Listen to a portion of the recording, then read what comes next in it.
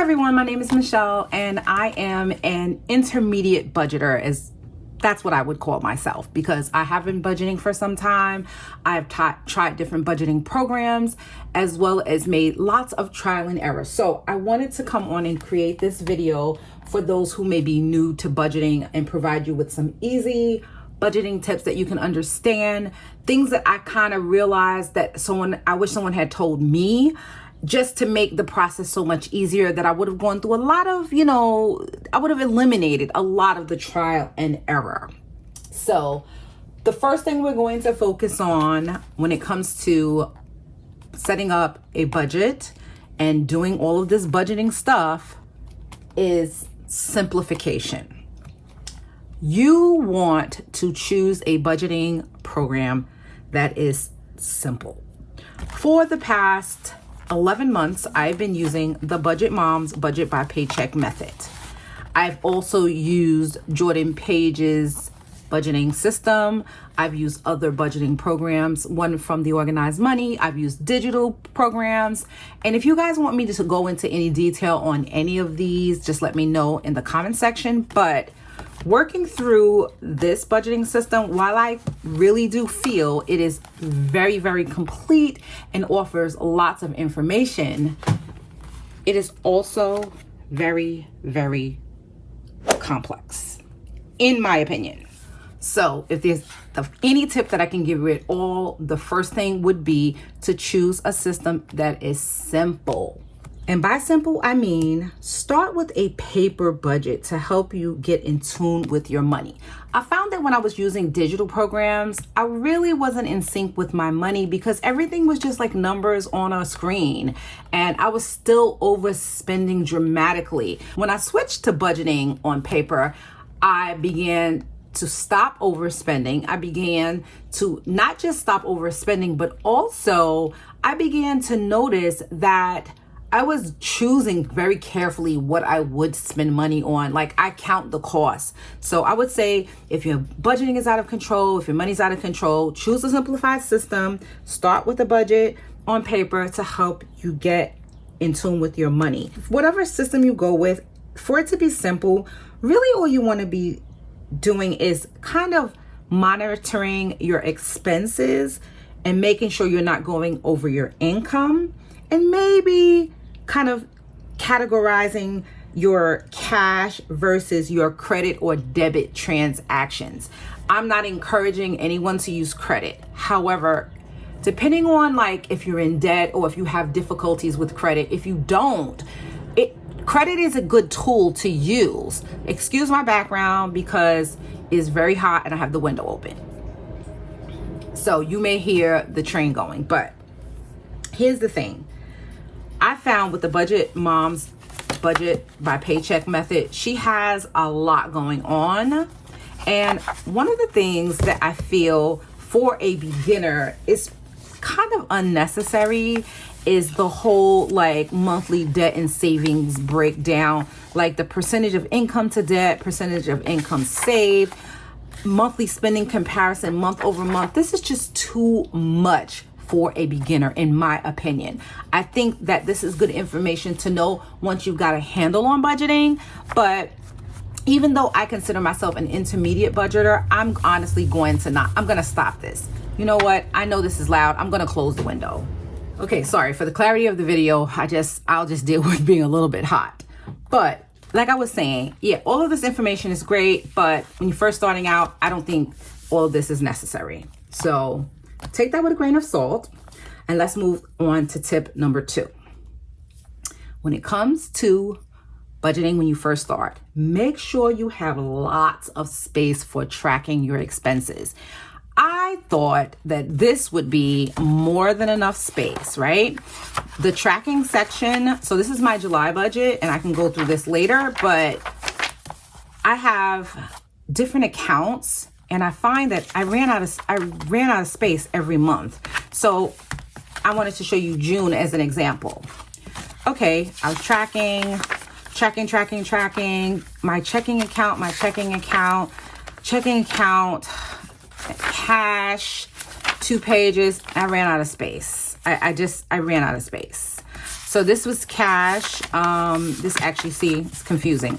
Over here, I got down to the bottom. I ran out of space. I even started writing on like 2 lines to see if I could squeeze it in. But eventually, I just had to take a piece of paper and fit this in. And this is not a good thing. Like, this is not good. It's just not enough space for me. And I'm literally just tracking my main checking account, which is these pages, cash, and credit. And then I have one small account. Actually, see how I had to kind of like double dip in here? I have one small account I use for my side gig expenses. I had to like mix all of this together. This would be a total nightmare for a beginner.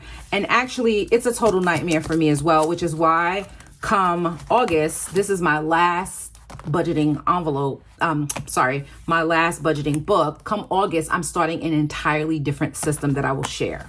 But this is great if you don't spend a lot of money and you kind of know what you're doing and you like all that extra information and you don't feel overwhelmed by it. Me, I feel overwhelmed even not being a beginning budgeter. The next thing we're going to talk about is, now this is interesting, cash versus credit/debit. This is what I mentioned earlier. It's very easy to say, oh, we need to use the cash envelope system. Yes, I'm going to use my actual current budget that's going to come up for July 14th because I think, actually, you know what? No, let's go back to June because June 30th was my last paycheck and I have a lot more details, so let's switch. Okay, so for my June budget, I have my budgeted, I have my actuals, my cash envelopes, cash expenses versus credit debit expenses. Cash is obviously easier to track. However, in the modern day society that we live in, using all cash for everything is just really not realistic. So for example, the Butcher Box. The Butcher Box is my meat subscription. Basically, I get my meat, which is part of my grocery budget. But I also have an envelope for groceries. So when I'm thinking about my budget, I have to kind of break down, okay, $150 is what I have for groceries. And some would be like, oh, that's not a lot. But this is literally just vegetables and maybe some little like things like, I can't even say paper towels because again, not this pay period, but the pay period before last, I believe it was subscribe and save. I have sinking funds that I use subscribe and save to cover things like paper towels. This grocery budget will cover anything outside of what's not subscribe and save, which again, this is something that's going on a credit card, but I'm going to pay it right away because I'm budgeting for it. However, this can be very confusing for a beginner because it's like, okay, I have a grocery budget of $500 and of that $500, I have to allocate this amount for my meat subscription and then this amount for everything else. But wait, subscribe and save, Amazon things, which are also grocery, this can be very confusing. So what I would say is, if it's going to be confusing for you, maybe don't use cash for something like grocery. Maybe put all of the cash in a spending account, and whatever you use from that spending account, it's technically cash anyway, but it's digital. So you don't have to worry about having a certain amount of cash that you take out of the bank and also having a certain amount in your account to cover things like, say, a meat subscription. You just keep everything in that account and you just draw from it, and you know that this account is specifically for groceries. This could be other things. Maybe you have a personal category or an entertainment category where, okay, Netflix is entertainment, but you know this is not a cash expense. It's also something that's going to come out of an account, or maybe you charge it to a credit card and you pay it right away, depending on how you manage that. But then you have other entertainment things like you go to a street fair and you want to spend money. That's cash. You'd have an entertainment. So you could technically have an entertainment envelope and an entertainment line item, but sometimes this is just easier for a beginner to just have a spending account and allocate, whatever category to that spending account. So that's that. Another thing, now that we're talking about categories, that's the next tip. Use broad categories, like just enough to categorize your transactions in a way that isn't overly niched down. So for example, we talked about groceries, right? Okay, so grocery, for me, that is food that I buy at a supermarket or the butcher box place, but it's also household items, things I get from Subscribe and Save. It's also snacking out. If anything I'm putting in my mouth that I'm eating, I'm putting it under grocery, because this is what's simplistic and makes sense to me. You have to do what's simplistic and makes sense for you, but you just don't want to get super, super detailed with your categories because it's going to be harder to track them. So in June, this was my categories. I have 1, 2, 3, 4, 5, 6, 7, 8, 9, 10, 11, 12, 13. I have 15 categories. Some may say that's too much. Perhaps I should have 10. My life is a little bit different. I have a pet, so I have pet care. That's a line item that many people may not have. I also decided to split out personal from shopping because shopping is not always just about me. It could be household shopping, but I didn't want to have like a category for shopping for me and shopping for the house and shopping for other people. That's just too much. This is very broad for me because I know all of my expenditures. I do have a video sharing what I include in each one of these categories, the types of expenses. So if that's something you're interested in, you'll find it linked down below. But essentially, this is definitely like broad enough for me. So you need to determine what broad is for you. You don't want like a category for your hair care or a category for your skincare and a category for shopping for your clothing. No, that could go all under personal. I even used to have a category for life insurance, but life insurance was legit 2 things every single month. So I decided to include life insurance in personal because it's personal. Life insurance for me is personal. And so that's what I chose to do. And that made my category a lot broader and it helps me to track it easier. Okay, so our next thing that we're going to talk about and our final thing is the tools and accessories that you use. Now, this may look like a mishmash of stuff, but it is literally the things I use when I am working on my budget. I have colorful highlighters, which are used for specific categories. Every month, I use the same color highlighter for the same category. And to that point, I've memorized them. This is grocery, this is auto, this is utilities, this is debt, and so forth. I use a black pen, sometimes this one. I have erasable pens. I highly recommend erasable pens.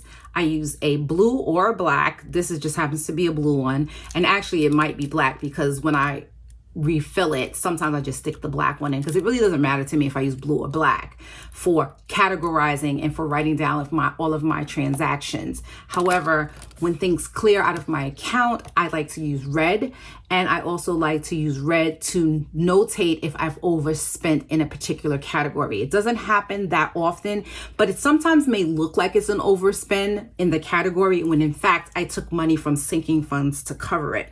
But either way, I will use the red pen to notate that. So if you don't want to use erasable pens, make sure you have on hand some correction tape. I really like this one by Tombow. It goes on very smoothly. It works perfectly when I'm making a mistake if I don't happen to be using my erasable black or blue pen. Either way, you need these tools in your stash because you need them to be able to budget with. Here's an example. I put my budgets, my actuals. I also mark out, I did it in pink this time, but this is also erasable. I'll use pink sometimes, but it's erasable. I'll use red. They're both close together in the same colors, but essentially this jumps out at me more so than if I did it all in black or blue or the same color. And this way I know, okay, I checked it off. It charged or I paid it, and the CL lets me know that it cleared. I do it for every single thing, and I use these erasable pens. So it's the same thing with my transactions. The highlighters, you see, I haven't even totaled up for the month of June yet. I just haven't gotten to it. But when I do get ready to do it, it's not going to be difficult because I have things highlighted to kind of jump out at me. And this makes the process so much more simple by having all of this highlighted. Then I know I can add up everything for personal, notate it up here, add up everything for savings, grocery. And of course, I didn't create this system. Everybody's been doing it. But, as a beginner, it's something that you definitely want to be doing because it helps make the process easier. The final thing you want to have in your stash is colorful dots. These are in various colors.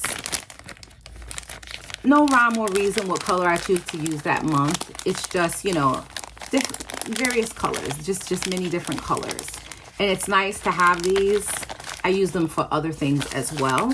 But because there's so many of them, and I got these from Amazon, I'll leave links to everything I am mentioning down below. But let me show you how I use them.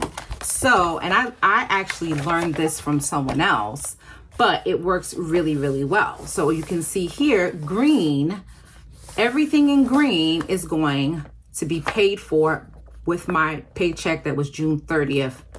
And because June 30th is the end of the month, obviously those expenses are going to be in July. So everything in green, I know is going to be paid from here. But then in July, on the 15th, when I get my next check, these are the things that check is going to cover, a lot more. And then come June 29th, my sinking fund comes out. And then when I go to my August budget, everything that's going to be coming from the July 29th paycheck will have a yellow dot. So this just makes it a very fun and visual way. It's very simple. It doesn't require a lot of thought. All it requires is knowing what expenses are going to be paid when and from which paycheck. And that's it. Those are all the tips I have for beginners, because these are things that I wish someone had told me when I first started out. Like I said, I didn't learn about the colorful dots on my own. I did learn them from someone else, but it was much further in my journey. So same thing, the whiteout, the highlighters, the red pen, the black pen, all of that stuff. I keep them in this little box and they stay in a drawer. I don't typically keep these in here, but I can. They stay in my drawer at the desk where I do my budgeting, as well as I have my budget book with me. And again, like I said, I will be sharing my new August budget closer to August, the new system that I'll be using. Well, anyway, I hope you found this helpful. And if you did, I hope you give it a big thumbs up. And if you're new here, thank you for stopping by. Welcome to my channel. And I hope you subscribe and hit that notification bell so you get more videos from me. Thanks. Have a blessed day.